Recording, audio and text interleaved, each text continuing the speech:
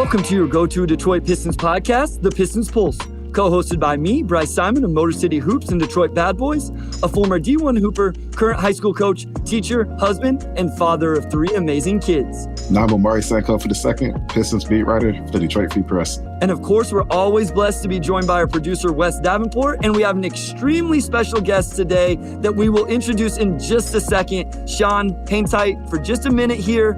We did get a new rating and review on Apple, Omari, from Mitten Rays, and I actually know what that means now. Early on, I didn't know what the mitten was, but I figured that out.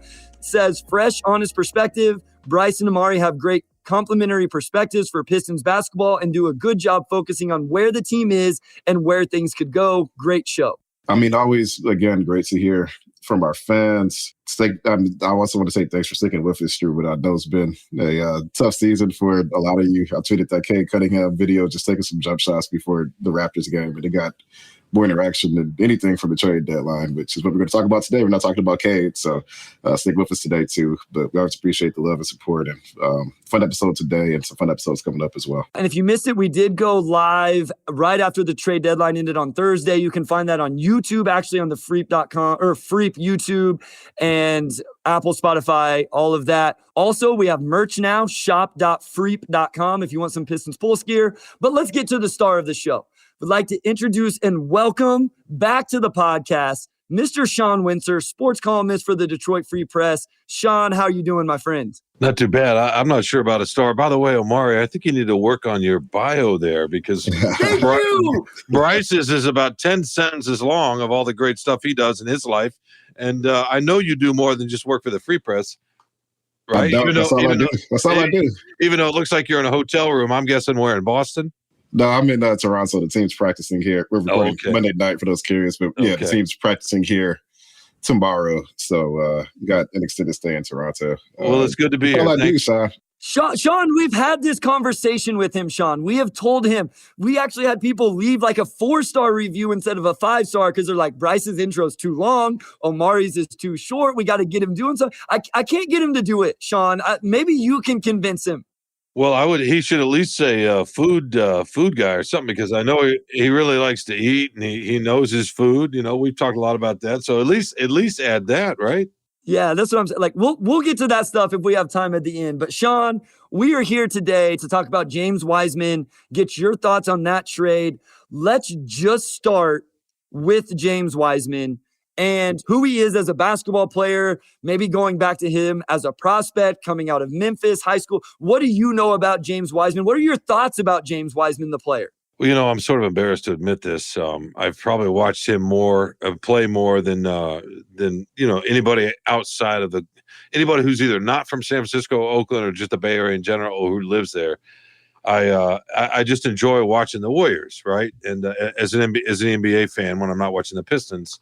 And so I've seen probably bits and pieces of most of his games, which is, again, very embarrassing to admit. I don't remember much about him at Memphis, but it was a very complicated time for him out in Golden State, right? As Omari's written about, as I'm sure you know, Bryce. And it's hard to get a bead a little bit on just what kind of player he might eventually be. I do know when we talk about the kind of fit he was out there, I mean, everybody knows who watches the NBA what kind of system they run, the read and react, how quick you have to be, how nimble in your mind you have to be as a center in that system. Basically, you have to be Draymond Green, or even to some degree Kevon Looney. Andrew Bogut, who used to be part of this system, would also plant himself the elbow and hit cutters off the split action and that sort of thing. And Wiseman is just he's not built for that. Not at this age. Maybe at some point he will. So if you start with that he wasn't going to be able to hit all the guys constantly moving around him, that was going to be a problem. And then defensively, you know, that's probably where he's needs the most work. You know, he just gets lost a lot. I would bet he'll show that even as a Piston a little bit, because although the systems are different, I think he might struggle there for a while. Offensively, though, I would bet he would look a little bit better immediately. Shawn, you called me after the trade went down, and you it was funny because there was a fire raging on Twitter over it because Sadiq was a fan favorite. And, you know, I know you're not a huge Twitter guy, and you should keep it that way because you're not missing a whole lot. And you called me and you said, I like this trade. I like that this is, like I think this makes sense for the Pistons. And then, as our resident columnist who probably watches the NBA the most, like outside of me, and you probably watch the NBA as a whole a little bit more than me because I'm watching 82 Pistons games a year, you kind of brought the, perspective, you wrote the column the next day. This isn't a gamble. Like, this makes sense. I guess I'm just curious, just what is it like? Where's the upside with Wiseman that you see that makes this such a gamble? Because I will say, I think that even though Sadiq was a fan favorite, he has some big games. There's probably a slight disconnect between the coach of Sadiq Bey and the player Sadiq Bey actually was. And I'm sure that also factors into why you think that this is a trade that could work out favorably for the Pistons, or at least makes sense on paper. Well, if you start with the idea that they probably weren't going to re-sign him, right, or at least not re-sign him for what he wanted, then what's going to happen? Are you going to lose him for nothing? I mean, that's what you're looking at, right? So if you start from that premise, and then you go to God, and you hate to say anything ill about him because a good dude, worked his tail off, great in the locker room. The coaches loved him. They did get frustrated a little bit behind the scenes, and you don't want to talk out of school too much here. And I heard, I don't know if this is true or not, was he kind of cognizant of some of the slander, or did he feel like he was getting slandered in some way, even though he wasn't really? I'm not completely sure on that, but I do know that, and you and I have talked about this, Omari, when he was a rookie, it's not an accident those are his best shooting numbers, because he was strictly a spot up shooter. And then, like a lot of young guys, you want to add to your game. He goes into that first off season and starts to try to get to work on shooting off the bounce, and then attacking the rim and trying to play make off of that. And we saw that more last year, and we could then see him not know what to do and hesitate. When should he go? When should he shoot? When should he pass? And that was a little bit much for him. And then this year, although to your point, he did have great games, and obviously when Cunningham went down, that opened up even more of it. But I don't think that that's how they saw him down the road. And I think that's how he sees himself. So, it's best for both guys, right? A little bit like Wiseman, leaving Golden State. He deserves and will get the opportunity here that he didn't have there. And I think that might be true a little bit in Atlanta, although he's not going to have the ball that much with Trae Young and so forth. But as far as the gamble, Omari, real quickly, again, getting back to the idea, if you're not going to re-sign him, what are you really risking, right? You're flopping him. It's the same draft class. You're flopping him. I'm trying to remember where Bey was picked in the late teens. Yeah, it was 19. Yeah, 19 for the second overall pick. And we have seen flashes. In fact, it's funny because a lot of those flashes came against the Pistons when he was a rookie before he got hurt. And we've seen drop step dunks. We've seen spin moves in the lane, off the bounce. We've seen 3-point shots. Not that many of them, but you can see the form. Elbow jump shots, kind of like Chris Webber used to be, actually. He does occasionally make a nice pass. And then we saw the coast-to-coast he blocked Mason Plumlee's shot. He was trying to shoot a floater in the lane. Again, this is a rookie. Grab the loose ball, weave through traffic, and then take a Euro step at the end, right? And finish with the dunk. And the dunk is fine, but it was the Euro step. To me, they're like, whoa. And I remember after that game, Steve Kerr and Steph Curry talking about, wow, that was Giannis-like. And they weren't saying he was Giannis in any way, but just that was Giannis-like. So you see those little flashes, and you're like, okay, why not take a flyer? What's the downside? I think that's what's hard right now for fans, Shawn, is I wonder how they would receive this if it was Wiseman for something they weren't so attached to. Like, I don't want to say a second-round pick because you're not getting James Wiseman for a second-round pick. But I think where fans got frustrated was they were so attached to Sadiq Bey and they saw so much upside from Sadiq Bey, but you don't see any issues with that. And I know we're talking a little bit more about Bey than what we planned, but I do think it's part of this story. And sometimes I feel bad because Kevin Knox also got moved in this trade and nobody ever references that, even though he did have a couple good weeks for this team. But you just don't necessarily see or you don't feel like the future was really there with Bey because of some of the stuff that's came out with how he was trying to play. And I want to say this too, Shawn. I don't blame him for trying to expand his game. Like that, I think as an individual, he should have tried to do that. Now, if that put him out of favor with the organization, maybe it was the wrong choice. But you think this was a very calculated, I don't want to say risk, but gamble, because you think maybe Sadiq Bey didn't have long-term with this organization anyway. Just in the way that they were going to want him to play with the other pieces that they have, and who knows who they're going to get in the draft. But to me, it's almost as much the defense, right? Agreed. I mean, because if he were going to hit shots like he did as a rookie, and he was an on-ball defense, which he's not a great on-ball defender. He's an okay team defender, but he's not great at that either. I mean, and again, you hate to sit here and disparage somebody who's this young. He could develop into a much better team defender. I'm not sure about the on-ball defense. That's something you kind of either have or you don't. I mean, you can get better, but to me, that's the thing. If he were going to be a real true 3-and-D guy, then that would have been a much bigger gamble to flip that for Wiseman. Yeah, and I would also say, I think the trade was made more so to get Wiseman and not like we just have to get off Saddiq Bey now. I think if they went across the deadline and they could not get Wiseman and Saddiq were still on this team now, they would have been fine with that. I think it was more so, and I reported, in the past, I brought it back up when news of the trade first came out that Wiseman was first on Troy's board back in 2020.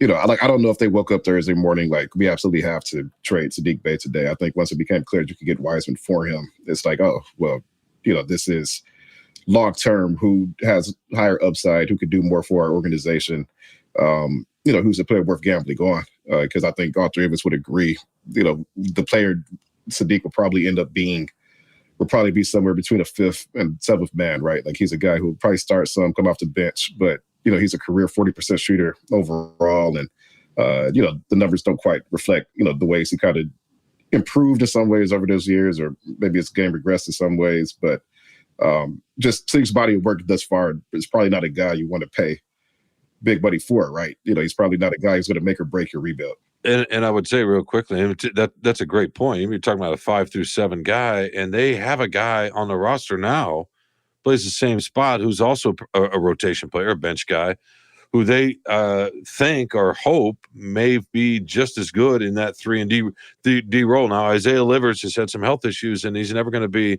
a lockdown on-ball defender, but he's already shown better tendencies as a team defender, and he's got a better stroke, right? So that's part of this too. And I agree with you. There's something they want to move off Bey, but they got this other guy who's very similar, not quite as athletic as Bey, and obviously Bey's not super athletic, but maybe just the team concepts are a little bit better understood. That's what I wanted to ask is like, do you think that played into this at all, Omari or Shawn, in terms of they've always sounded high on Livers, even though he was a second-round pick. A lot of that had to do with the injury coming out of the University of Michigan.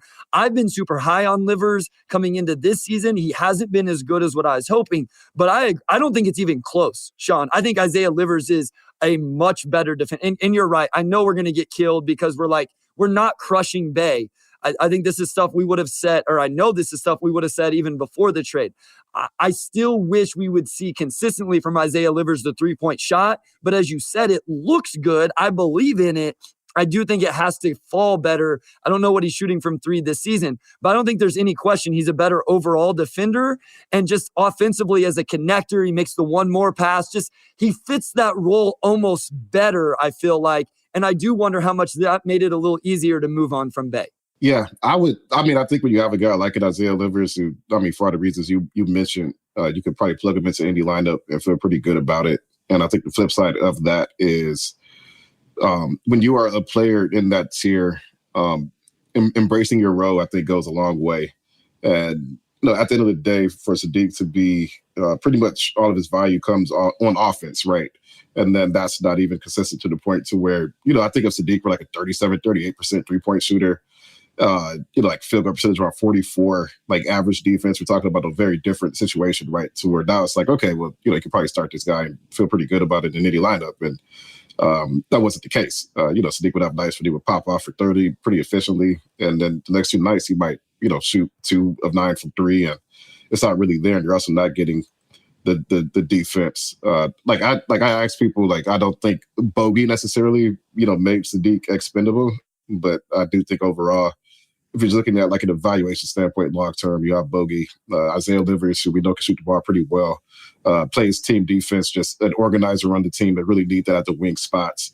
And you're going to have to pay a lot of guys coming up, right? Sadiq's probably not going to make or break the rebuild, and to the extent that James Wiseman can if he does hit. And I think that the front office just acknowledged it's not that hard to get a guy. I mean, like Terrence Ross, like there's all sorts of guys who could, heat up, give you, some pretty good offense. Probably not a lot of defense at all, but that's not an archetype that's hard to find in the NBA. Like those guys who can get on reasonable contracts, and that's not something you need to necessarily prioritize in the rebuild. I would say that it's interesting you mentioned Bogdanovich because, and I know we're here to talk about Wiseman primarily, and we will here in a sec, but you're right. They had a little bit of a logjam because you got three guys that Bogdanovich is maybe a little bit bigger, but three guys that are similar, except Bogdanovich is a much better scorer and just savvier all-around offensive player than either of those two guys. I just want to say this about Bogdanovich because you were talking about Twitter being alight and fired and Pistons fan base being upset with this, and a lot of people wanted to know why they didn't move Bogdanovich. Well, real quickly, and you guys have probably talked about this in the past too, at some point they have to start winning, right? This regime has to start winning or they're going to be out of jobs, and they need him to win next year. I mean, it's not just that they got to have veterans. They got to have veterans that can do stuff. You can't just have all these young guys. And if they're healthy next year, he's a huge part of them being a little bit more competitive. And he brings competitive spirit every night. And that's waxed and waned. And we can talk about that later all season, not from him, but from just the group. So to me, that would have been more, and maybe you could argue, okay, they're just trying to protect themselves, but so what? Everybody is. Every general manager is. Every coach is. That's how this works. So to me, that's why they didn't trade him, is because of next year. Well, and here's the other thing. There's a very likely chance they add a wing in the NBA draft as well, Shawn and Omari. Like, we can all hope that Victor Wembanyama becomes a Detroit Piston. And at number 2, obviously, it's Scoot Henderson. After that, no matter whether it's 3, 4, 5, 6, 7, 8, however far they could end up dropping, I think they're going to add a wing. So the chances of them adding a wing, because you were talking about how there was a little bit of a logjam between Bey, Boyan, and Livers. Well, there's might be another young guy coming into the mix as well. So I do think you're right. We've probably talked about Bey enough. And I do think we all like Saddiq Bey as a player. I think I don't want to speak for you guys. It sounds like for you is for sure, Shawn, that we feel like it's a risk, or the risk reward is worth taking in terms of moving on from Bey and the player he is for what James Wiseman could possibly become. It's all about the ceiling. And I wrote this in the column after the trade. To me, who's got the higher ceiling, right? Who's got more potential? And sometimes you don't make those decisions. Sometimes you don't make trades based on that. But they're in a position where they can do that right now, right? And so it's not that it's a completely free swing, but it's a little bit of a free swing just for that reason alone. What's at stake? It's not the Eastern Conference Finals. One thing about Wiseman that I am curious about, and I could really kind of make or break how this works out, and I think this will probably also set us up for segment 2 where we get into his fit. Shawn, I'm just curious, do you buy into his shooting? Because that is. I also think there's a misconception about the type of player he is, where a lot of people are saying, how do you have Wiseman and Duren, when really they attack the game offensively almost entirely different. Like I would say Wiseman's also, it's almost like saying Rasheed Wallace and Ben Wallace have the same game, right? And those guys have a long way to go to get to that tier, but I think offensively their games probably are pretty similar to how those two played. Yeah, those two. The example I mentioned for the modern NBA, or the now NBA in my column, was the Celtics with Robert Williams and Al Horford, right? Again, though neither of those guys are as dynamic as both the Wallaces were, or who knows what these two guys are going to be. But it's funny because you were at the press conference the other day with Troy Reaver, right, Omari, and he was talking about all the size in the Eastern Conference and all the size on the teams that he was looking up at. And he mentioned, I want to say Cleveland and Philadelphia. I'm not quite sure about Philly, but Cleveland, Philly, Milwaukee, and he may have mentioned Boston. But and he was asked, okay, well, in Cleveland you got Mobley and Jared Allen. Who's the stretch player there? Well, in theory, maybe eventually Mobley. I know he hadn't shown that yet, but to me, that's the thing. Yeah, Wiseman can. I'm not saying he doesn't have a game with where he can get the ball in the block and score. He can a little bit, but most teams, even the bigs who can't shoot, who play and are really good in the league right now, they're not scoring on the block either. Right? I mean, how much is Duren going to do that down the road? He's a rim runner. He might be able to hit the 10, 12-footer at some point. But to me, what makes Wiseman so tantalizing is it's not just that he can handle the ball. It's that he can shoot, and he can step out and shoot all the way out to the 3-point range, and then he can probably attack a closeout eventually. I mean, I'm not saying he can do that right now, but and Omar, you and I were talking about this real quickly the other day with Wiseman in his hands. It's odd for a player to be able to dribble like he can for his size relatively well. He's got some ball skill and not be able to catch, especially in traffic. Isn't that a weird combination? It's not good. I've only watched 3 games so far. I went back to his rookie season, watched a game, and then the 2 games this season where he played the most minutes. And I definitely have it in my notes that, like, man, his hands are not great. Not for, and you're right. Like, you would think there was some similarity there because you're right. The follow through is good. There's some little wonky stuff with the shot that I don't love, but a lot of NBA players shoot. I was telling my high school kids this the other day because we were talking about shooting form. I'm like, whenever I go to a Pistons game and get to sit there and watch him come out, every single one of the dudes shoots completely different. I wouldn't bring my 8-year-old son, with all due respect to Alec Burks, I wouldn't bring my 8-year-old son to a Pistons game and say, watch Alec Burks shoot, and I want you to shoot like Alec Burks. Now, I want him to make shots the way Alec Burks does, but it's not like it's a perfect picture perfect form. Goodness gracious. But to your point, Wiseman has some touch, and it does look, I think there's potential there.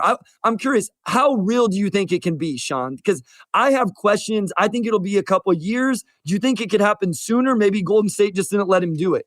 I don't know that they didn't let him do it. I think if he'd shown more in some areas, they probably would have let him do more. But I'm with you. I think it's a couple of years. And the questions you have are probably similar to the questions I have, and I think everybody has. But there might be a misconception, or maybe this is just a straw man on my part. But first of all, he plays hard, right? And more importantly, he works hard. That's been the story. There's never been any report out that he doesn't work hard at all. He does get down on himself. He's sensitive, right? And maybe that's partly because he's 7 feet and was a second pick, and there's an expectation. And so he carries that with him. He struggles with his body language sometimes, but it's not competing body language. It's not sulking because he's not getting the ball. He's just hard on himself. So there's that. And then sometimes he may not look like he's playing hard because he's hesitant. And there's a difference with that too, right? Because he doesn't know where to be and what he's supposed to do. And then out there, you're surrounded by, the best, some of the best shooters in the history of this game, right? So, and one of the best decision makers ever, at least from a forward spot in Draymond. So he's surrounded by all those high computer processing kind of guys, and he just didn't fit in with that. And then you start second guessing yourself and all that. To me, the biggest thing is, well, the hands, I don't know that it'll ever develop. That's one of those things you either have or not. To me, the biggest thing is the feel for the game. And that's debatable. That's like a nature versus nurture argument. We're talking about raising kids. Can you develop a feel for the game? Not like LeBron maybe, but you can get better at it, I think. I think just with experience and reps. But Shawn, don't you think they're part of that? You just talked about Steph Curry, Klay Thompson, Draymond Green, even you're talking Andre Iguodala. You're talking about some of the all-time field guys in the league. It's going to stick out like a sore thumb in Golden State. I don't know that it sticks out that bad in Detroit because it's not like the Pistons have all the best field guys you could imagine. This is really good stuff. We got to go to a quick break, and when we come back, Omari will lead us off, and we'll continue with the James Wiseman, where he's at, where he fits, and how he impacts this roster.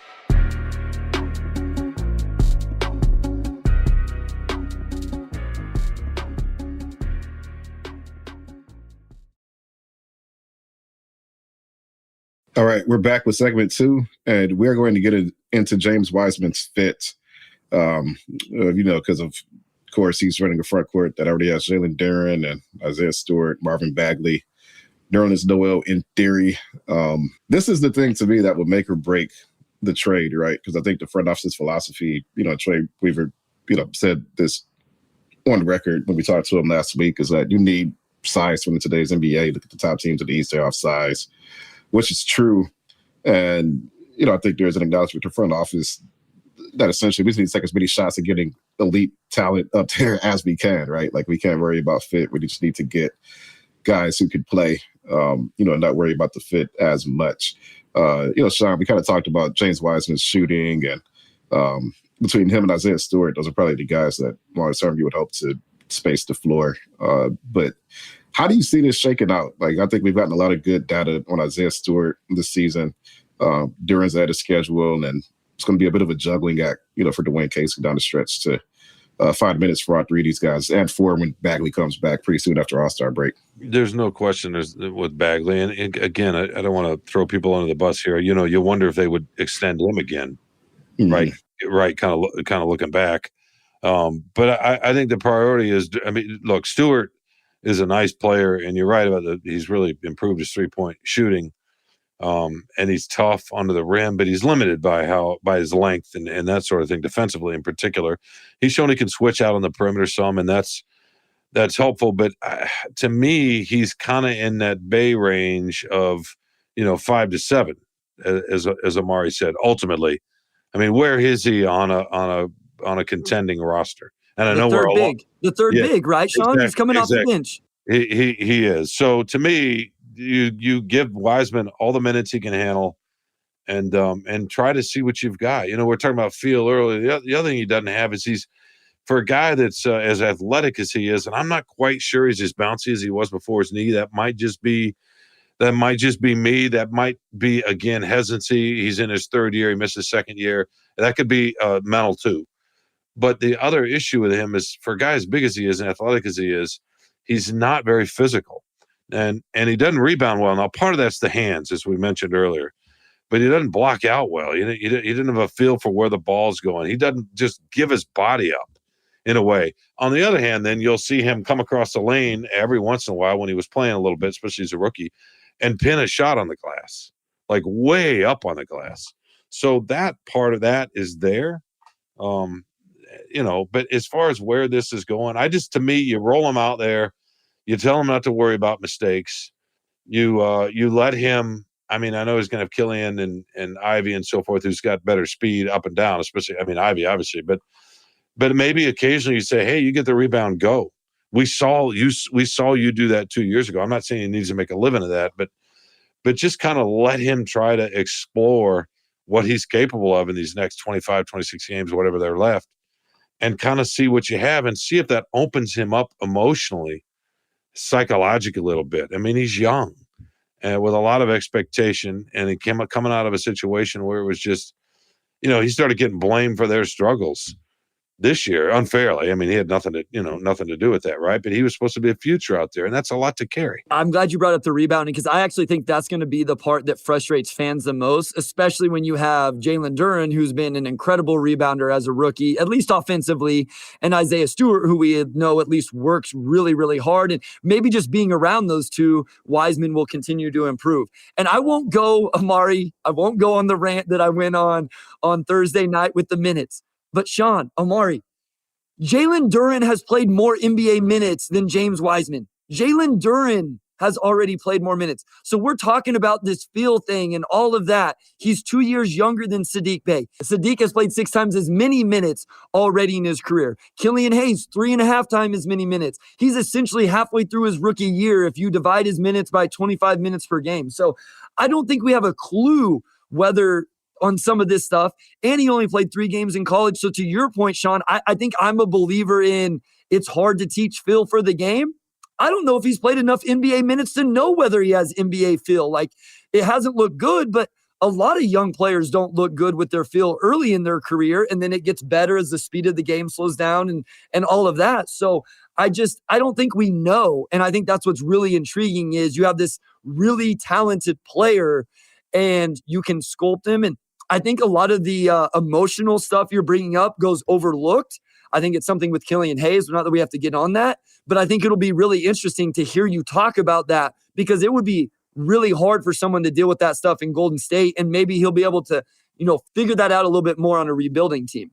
To me, it's funny because the Golden State had a hard time letting him go. Maybe partly because they're worried down the road, or they letting go, a superstar. Although I don't think they think that. I don't see that he's ever going to be a superstar, but they like him a lot too, right? And they know that it wasn't necessarily a fair situation. You would hear Kerr talk about that. You hear Bob Myers, the general manager out there, talk about that. You hear that his teammates talk about it. Curry, Draymond especially would talk about that. But I did a couple things jump out with about him recently. because he didn't play much before he was traded over after he came back from sprained his ankle, I think. And he got a little bit of run against OKC recently. I don't know, it was the last week before. It was one of the rare blowouts for the Warriors. And there's a played it's the end of the game, 4 or 5 minutes left or whatever. And he gets the ball, I want to say, on the right wing, a couple of feet outside of the paint, and sweeps across and just decides he's going to go. And you don't see this very often. You don't see it very often, partly because he hadn't played. He just decides to go. And he's dribbling with his left, and it's just kind of it's maybe 1 or 2 dribbles, a couple of steps, and it's a running, sweeping left hook that's just as fluid and as pretty as you'll ever see. And what was impressive about the move and important for him is that he didn't think. He just went and said, hey, I'm 7 feet. And it was some quickness relative to that 7 feet and some touch. And you saw that. And then the other thing that stands out is they played the Grizzlies. Omari probably saw this, being the Grizzlies guy that he was, within the last month. And Wiseman got real minutes that night. And it was the best defensively he's ever looked, right? He was engaged and physical. That's probably the best game he's ever had as an NBA player. And again, that's not saying much. It's relative, but he was okay defensively that night, and the energy was there because he was feeling confident in a way that you just haven't seen much from him. Shawn, I think the thing for me is we've probably seen enough this season to say that Jalen Duren is a pretty high upside starting center for the future, right? I think a lot of James Wiseman, whether this works out, whether he's a starter or bench or whatever, is, the extent that he could thrive next to another highly athletic center, which on paper, they're probably built similarly, but because their games contrast enough, you figure it could work. And then it gives you an advantage because how many teams are starting 2 lob threats? Wiseman, I don't know how strong of a lob threat he is, given that he has some issues catching the ball, but, in theory, that's something you think could work out. Do you see, especially if Wiseman has that, touch, let's say he can knock down threes, is that a front court long-term you think can work, especially given that one or both of those guys are going to have to defend in space a pretty good bit as well for it to work out? Well, it can in theory. I mean, if Wiseman's going to hit, then it absolutely can. I mean, I don't know what you guys think of player comps, and I don't love them all the time, but we all do it. It's just it's the nature of things. I mean, Troy Weaver was talking about Tim Duncan and David Robinson in his press conference the other day. Now, he wasn't saying that these guys are Duncan and Robinson, but he was just talking about, having two big guys. Of course, that's a different era. But to me, if he hits, I think he's his 7-foot tall Chris Bosh. To me, that's his ceiling. That's not a bad ceiling. That's a really good, I mean, as an all-star ceiling. I'm not saying he's going to get there. The odds are he probably won't, because Bosh showed it immediately, right? Or at least showed more immediately. But he reminds me of that a little bit. He doesn't have that kind of swag. If he develops the swag, that'll lift up the skill, because the skill's there. There's just no swag to go with it at all. I just want to say, I think there's a world where they play together. So I'd be interested. I'll give, because of what you're saying about with Wiseman, is there a little bit of shooting? And we've seen this with Isaiah Stewart. Him playing at the 4 wasn't just about him being able to knock down a 3. It was also about him being able to knock down or attack a closeout, make a one more pass, and play on the perimeter in general in terms of DHOs and those type of things. I think Wiseman can already do that stuff. Would you agree, Shawn? I feel confident with Wiseman operating a DHO. The passing's a little suspect. It is. No, he can do that. He did that a little bit in Golden State. I mean, he didn't do it to Draymond Green level, obviously, but, he's not faking the DHO and running down the lane and dunking. But I absolutely agree. He can do that. Again, I think he can space the floor. You're talking about his form earlier. When I said his form's all right, I'm not talking about the whole of his shot. I think the release is nice. And that's really, and in the end, all that matters. The other thing about his form to me is that he doesn't use his 7 feet. He stoops over when he starts his jump shot, almost like a question mark. Like his posture is not very good. And part of that, again, to me, is confidence. Like, he doesn't own his body. He doesn't own his size. And you see that sometimes with big guys, especially when they haven't played a ton of organized ball. And, I know you coach. I coach a little bit at the AAU. And I remember I would tell my kids when they had a shot and they could shoot, you could see that release, but there was hesitation. I would just say it's all about conviction. You take that shot, right? You got to believe when you're taking that shot. Don't hesitate. And that's hard you can say that over and over and over, but until that clicks with him, right? I would love to see him at some point stand up, not erect. I mean, you're going to bend some, you got to bend your knees and so forth, but You know what I mean? If you've watched him shoot, you've No, seen 100%. Like, I feel like he plays that way a lot. Like you're saying, when you said it, I didn't have the words for it, but when you said it, Shawn, like the image of it immediately hit me in my head. Like I could see it. And so I know exactly what you're saying. He doesn't look like he's 7 foot when he's out there. He doesn't use his wingspan and his length all the time on the defensive end, even though he will block a shot. Like, it will be really interesting. You have me fascinated with the confidence stuff, because this wasn't stuff that I had got into yet. And so I'm really interested to see if we can see a change in his posture, his body language, how he carries himself, maybe not immediately, but over these final 20, 30 games. No, and I think that, and I'm curious what Omari thinks. I mean, I watched enough Golden State. That kind of did hurt them at times when he was on the floor. And it's not that he was going to bring the rest of the team down, but if he made mistakes, he knew he was going to the bench.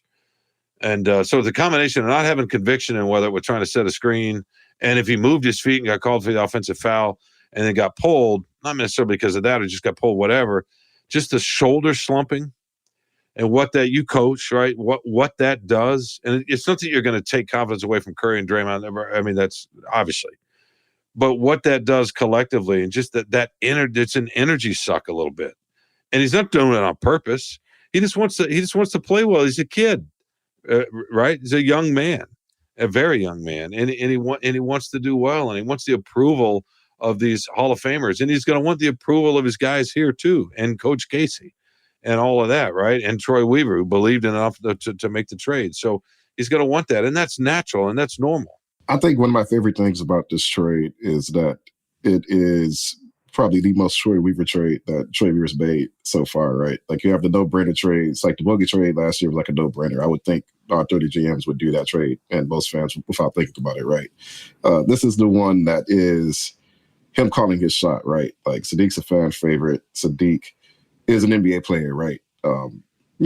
He fit in with the group, and he did good things for us. One of my own picks. This is the first-round pick that Troy Weaver traded, and he's saying, this guy's worth it. Like, I know we just got Darren, I know we got Isaiah, and, we've come to the dog pound and all this stuff, but, I'm calling my shot on this one. I think I'm curious to see what you're most excited to watch down the stretch from James Wiseman, Shawn, but I think I'm just excited to see what that type of vote confidence can do for him, right? I think he was drafted into, I don't want to make a lot of excuses for him, but, I think he was drafted into a situation, as you touched on at the beginning of the pod, where his skill set probably wasn't being capitalized on, right? And sometimes you get into a group and you're playing for Steph, you're playing for Clay, you're playing for Draymond, and, you got Steve Kerr as coach, they're trying to win, and it's probably not an environment for a young guy to find his legs, especially with the injury he had year 2 where he didn't play. I'm just curious to see if he just comes out and if that confidence boost is able to maybe cut out some of those bad habits he's,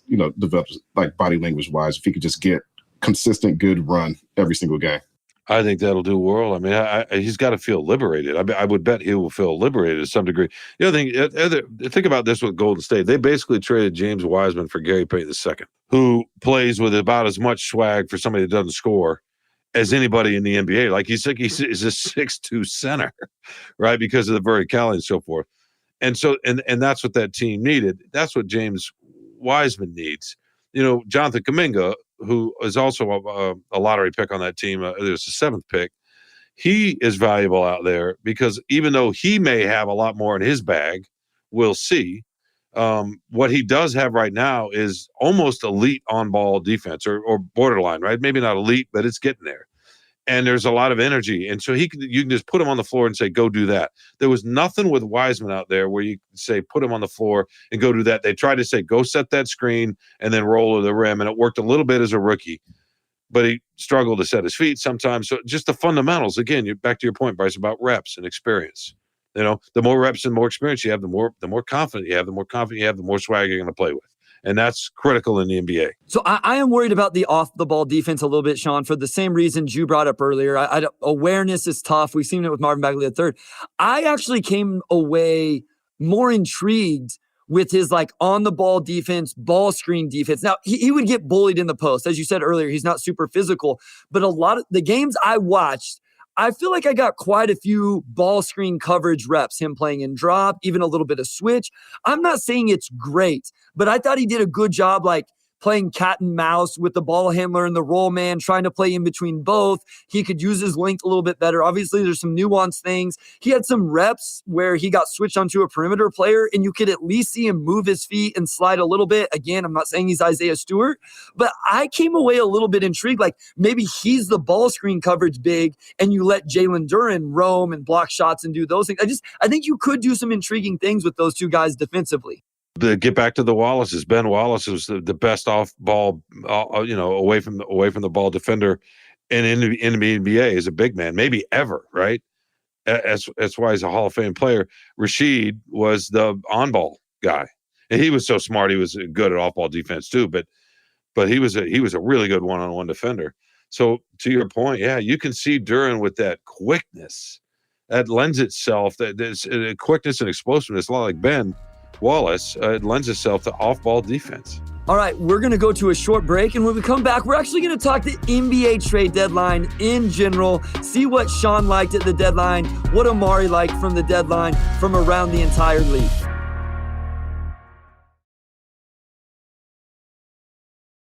All right, we're going to talk the NBA trade deadline in general. This deadline is interesting because there are some really good deals mixed in there, but a lot of the deals just look like teams are just doing darts and doing deals just to do. They were throwing second-round picks, Omari. That's what they were doing. Bryce, I'll let you lead this one off, and then we'll get to Shawn. Which trade for you do you think made the most sense? I think a lot of these trades, from a casual NBA fan standpoint, probably didn't do a lot, but we're the nerds for the guys who pay attention to this stuff. What did you think? The Nets-Suns one, I like it for both teams. I like that Phoenix is going for it, and I like the return that the Nets got. The trade that doesn't make, I don't want to say it doesn't make sense, the one that they made with the Mavs is a little weird, and I don't know. I don't know how that's going to work for the Mavs with the Kyrie trade. I kind of like what the Clippers did, just solidifying their bench with 3 separate trades. And as much as I hate to admit this, I feel like the Lakers brought in they finally brought in some players that made sense. Finally, like you have LeBron James, you have AD, they have all this on-ball gravity, and you finally put a little bit of shooting around them. I thought they did as good as they could with not giving up both of those first rounds. So those were the ones that kind of stood out to me. Shawn, I don't know if you disagree with that or where you were at with some of the other moves around the league. I was trying to think, when's the last time a all-time top 15 player got traded in the middle of the season while he's still in his prime? I mean, is that happened before?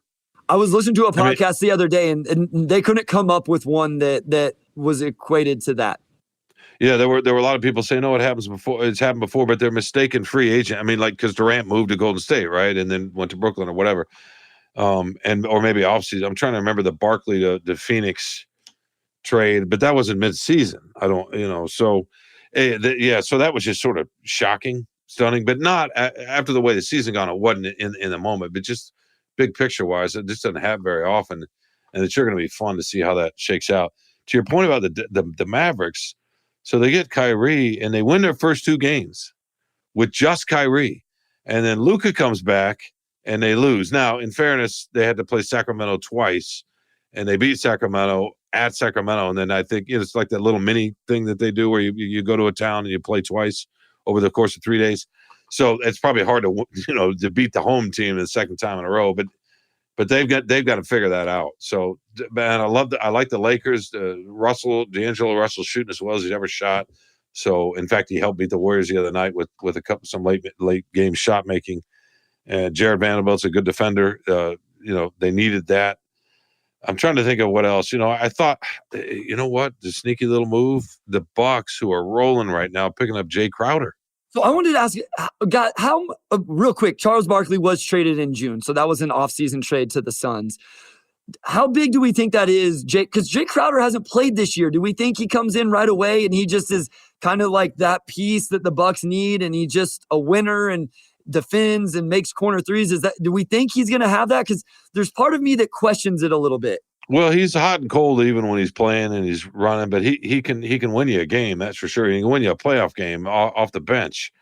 If he's kept himself in shape, I would think he would fit right in. We were talking about swag earlier with Wiseman. This guy's got it, right? I mean, this this guy believes in himself in a fundamental way. I just thought that was a fun pickup to a team that's finally healthy and starting to roll. I was trying to think if there were any other moves that were. I thought the Gary Payton move was a sneaky good move for the Warriors. For sure. Yes. But now he's not going to play. I don't Yeah. think that'll matter till next year.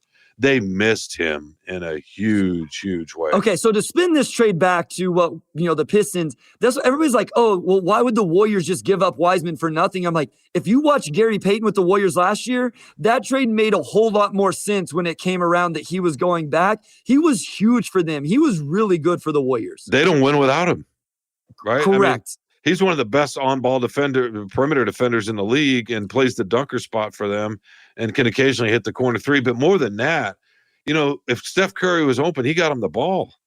That's what they found a way to use him, right, Shawn? Like, they would actually let him set the ball screen and short roll, and then he was a good passer. It's honestly kind of the way I wish that Hamidou Diallo could play for the Pistons. Go find the tape. There's in Game 6 of the finals last year. There's a play where Gary Payton has the ball on the baseline. He's 3 feet in from the 3-point line in the down on the baseline, and gets the ball. And Curry's running from the opposite corner, coming along the baseline, and he sets a screen for Curry's man.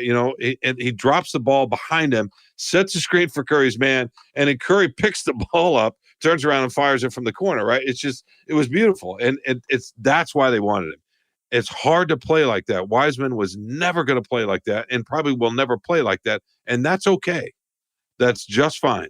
And again, not every team has that high level of field guys across their roster. Omari, who were some of the guys that got moved? Who were some of the teams that made trades that kind of caught your attention throughout the deadline?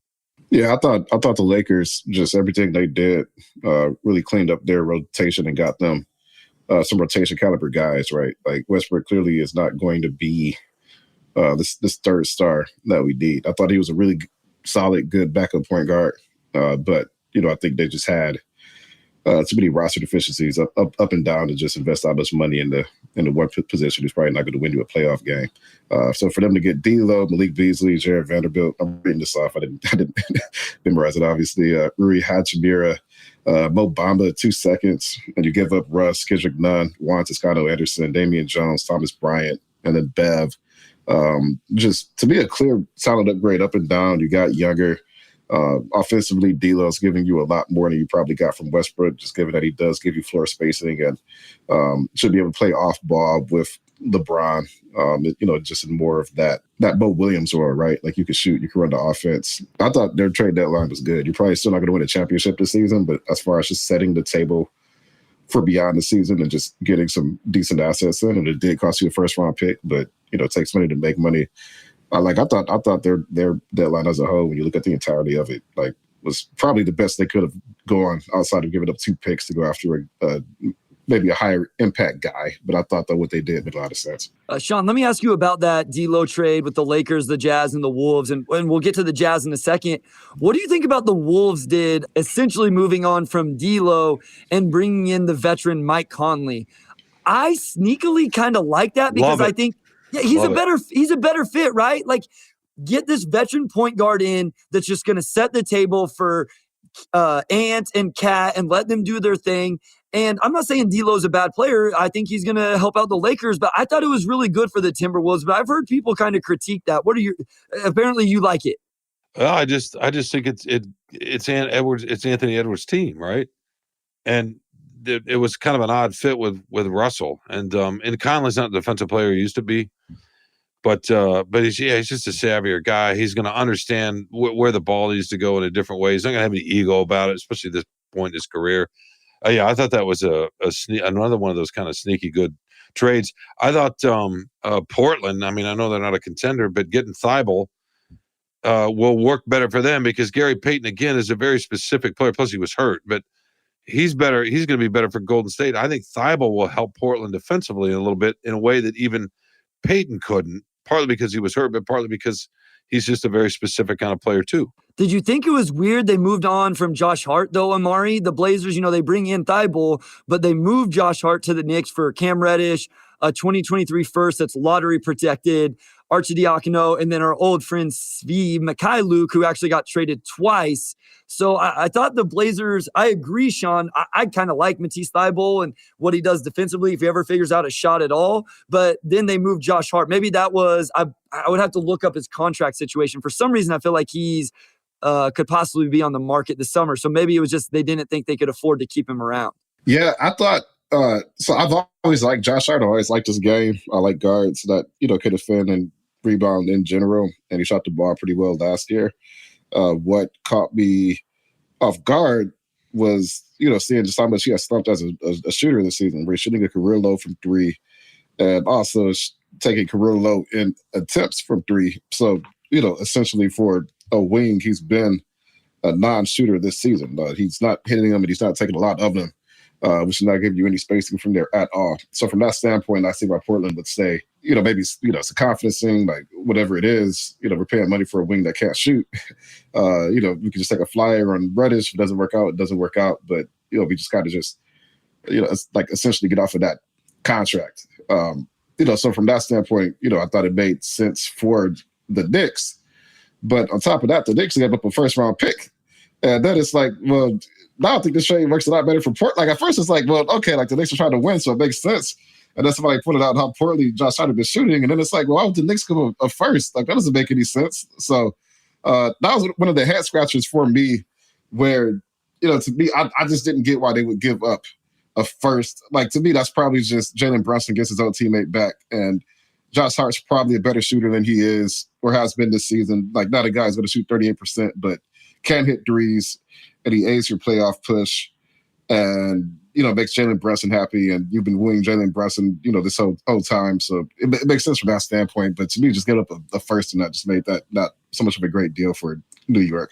And it is a player option for Josh Hart this offseason. So he's not, he can become a free agent if he wants. Obviously, he can, opt back in, I think, for like $13 million. One other guy that came on the market somewhat late, but was interesting, was Bones Highland with the Denver Nuggets. And it sounds like he fell out of favor for some reason there. Shawn, I don't know how much you follow the Nuggets, how much you've watched Bones, but what did you think about him ending up on the market? And then a guy that was a first-round pick this summer, gets traded to the Clippers for a couple seconds. He, good energy guy, can shoot. He's a little bit tricky with the shooter, but I think he wanted more. He was like Reggie Jackson on the Thunder. That's what I would liken it to. Not the same kind of player.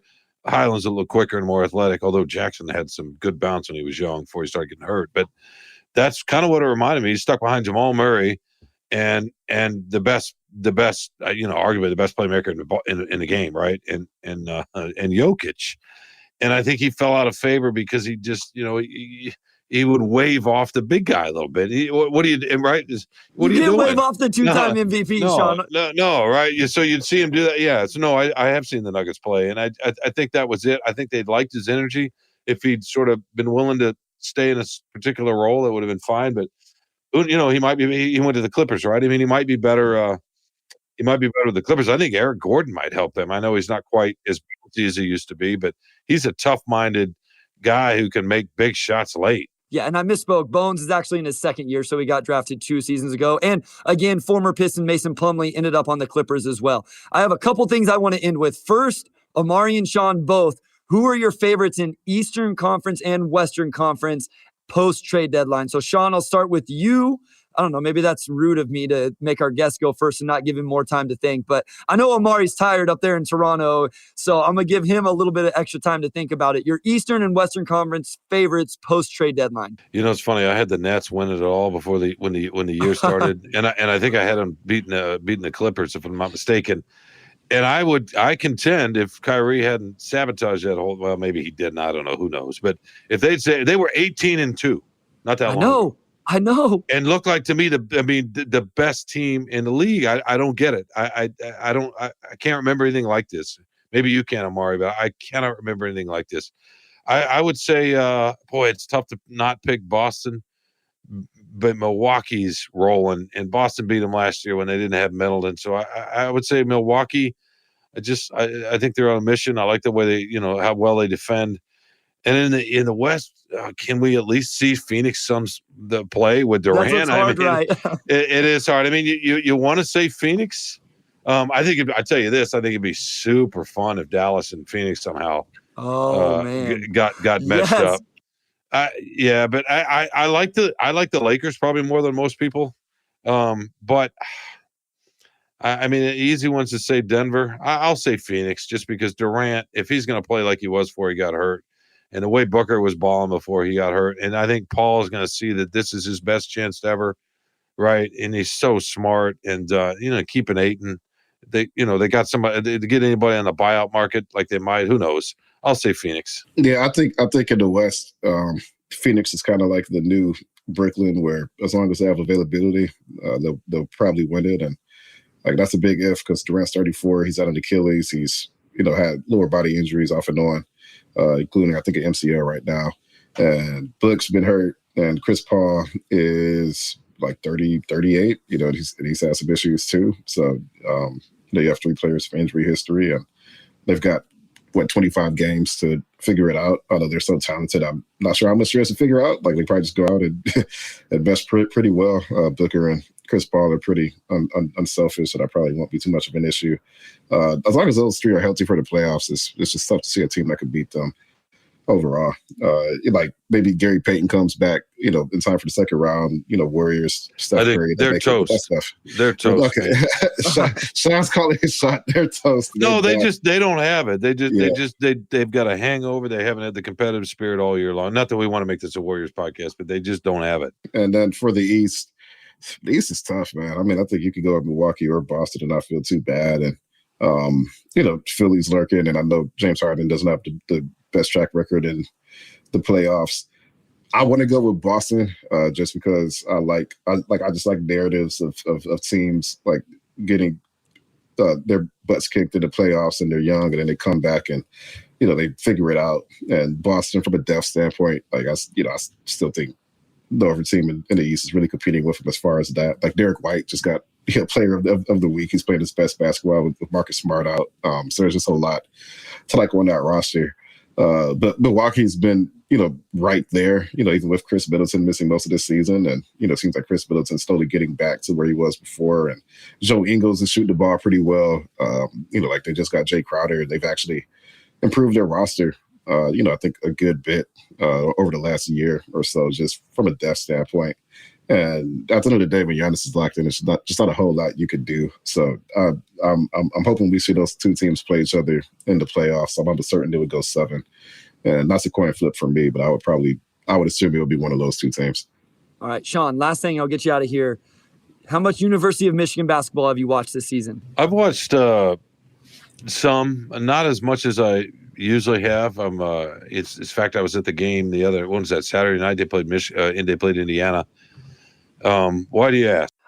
We're gonna just prime a little bit of draft content that's coming up, and so I would just like to get your perspective on Jet Howard, maybe Kobe Buffkin, maybe even some Hunter Dickinson, and what you think about those guys as NBA prospects. Dickinson's going to have a tough time unless he can develop a little bit of a jump shot. No, he has shown he can hit the occasional 3 at the college level. He just can't move his feet out in space at all, and you wonder about that. Even down, you could, I guess, keep him down low, but he's gonna be a rotation guy if he were to ever make that, and that's just hard to see. I like Jet Howard. He is smooth and fluid, and who he reminds me a little bit of is Paul George.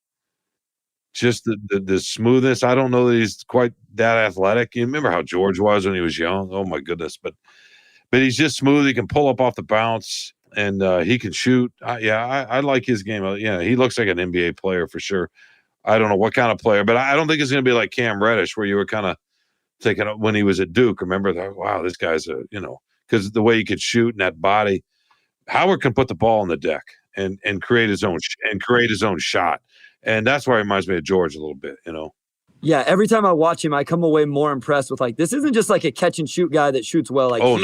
He's running off screens, he's putting it on the deck, making really tough shots. So thank you again, Shawn Windsor at the Free Press. Everything you do, thank you for joining us. We know you're busy, and we can't wait to have you back again. You got any stuff you want to plug for our listeners? Make sure that they go and read.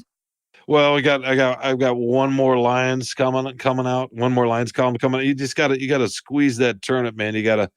I mean, Omari will tell you he's a Detroit guy. There had been this kind of buzz around this organization in 2 decades, probably. I mean, maybe 2011 a little bit when they had big stars with Calvin Johnson, and Sue, and they were young, and Stafford. But this just feels different. So I felt like now that the Super Bowl's over, you can say, okay, the Lions are on the clock.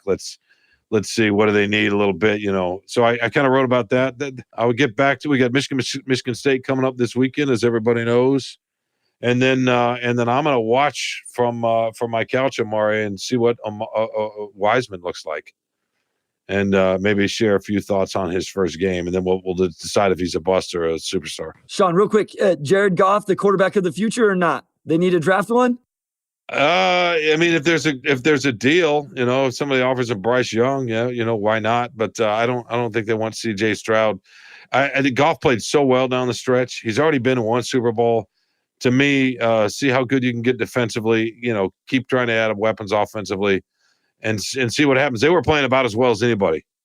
Like if you watch that Super Bowl, both of you could see them on that field with either one of those teams not embarrassing themselves.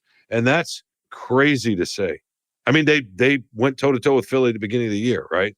So, that's just radical to even think. But I don't think it's as crazy to say they could have hung with either of those teams last Sunday night. Not beating them, but not made a fool of themselves. Yeah, I'm taking everything I have not to say anything about Chiefs, being a lifelong Chiefs fan and getting the second Super Bowl in the last as many 4 years. So I will refrain because this is a Pistons podcast, and if it's any sort of NFL love, it's the Lions. So I'll shut up now and let Omari take it away, my guy. Oh, go ahead, Shawn. I was just gonna say, where was that game won? Right? I mean, Mahomes was great. Hurts played just as well, maybe even a little better in some ways. Yeah, he was good. But in the end, in the second half, this is what always happens with football. Mahomes had more time to throw than Hurts did, and that was the difference in the game. Mahomes' offensive line was incredible, Shawn. Two weeks earlier, Burrow had less time to throw than Mahomes did, and that was the difference in that game. Yep. And so, that's always what it comes down to. It's amazing. Yep, absolutely. All right, Omari, take it away. Shawn, always a pleasure. We'll look out for that Lions column. Lions completely stole the show for the Pistons this year. It's from just from the fan interest standpoint. It's not even close. I'll tweet about the Lions, and it would just get like 5 times the engagement. We'll see. You tweeted about them. You tweeted about them all fall. It's great. Yeah, I'll tweet about but I moved back. I told myself I wasn't going to. And Brad Holmes said, nope, we're going to make this team fun and exciting. So here we are. But I'll go ahead and close this out. Shawn, always a pleasure. Thank you for joining us. We'll definitely have you on again in the future. Big thanks to our editor, Robin Chan, our executive producer, Anjanette Delgado, and our sports editor, Kirkland Crawford. Also, big thanks, as always, to Wes Davenport. And then we'll talk to you all next week.